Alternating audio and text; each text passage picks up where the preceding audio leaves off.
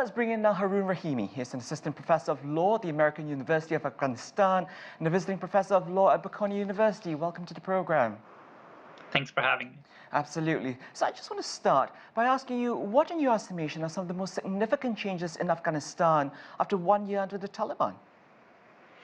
So in the security space, the war in the country, in the most part of the country, has ended simply because one party to the conflict, which was the international community, primarily the United States, decided to withdraw from the conflict.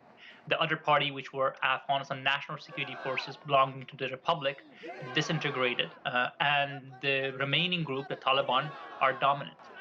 The Daesh, the Islamic State, so-called Islamic State, remains a challenge, a security challenge, and there are pockets of resistance in parts of the country.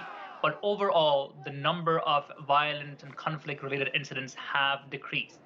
But in its place, most Afghans are suffering a worse situation because of the economic collapse. The whole political and economic system over the past 20 years was dependent on the presence of foreign troops and international assistance. And since Taliban take over, most of those assistance stopped, and there is simply not enough economic activities that would generate enough jobs, that would give people enough income to buy things they need. So economically, everyone has gotten worse. Most people have gotten worse.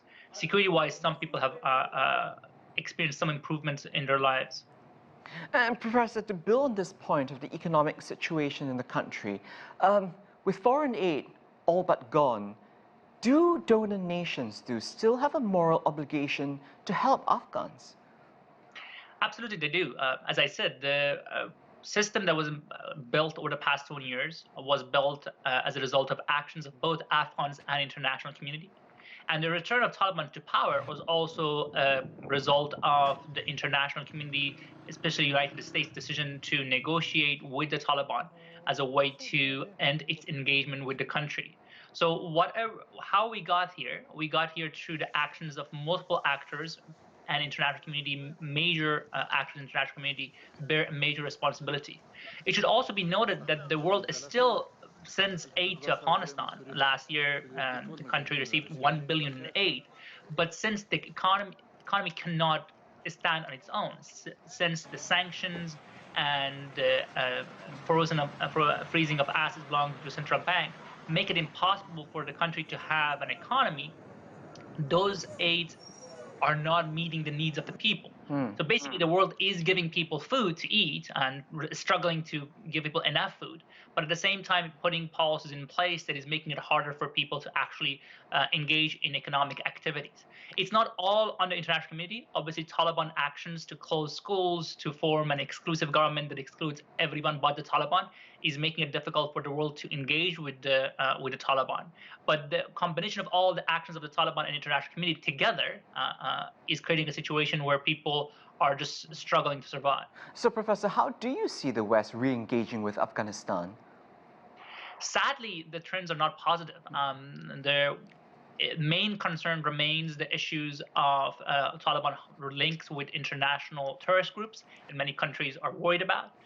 The other major issue is the state of rights in the country, especially the rights of women. If Taliban do not find ways to address the legitimate demands of Afghans and the international community in those spaces, my fear is that engagement will remain to humanitarian assistance. And given that many crises are going on in the world, the humanitarian assistance is going to decrease, and Afghanistan is going to get trapped in this endless cycle of just needing the next shipment of food to survive without any economy emerging in the country.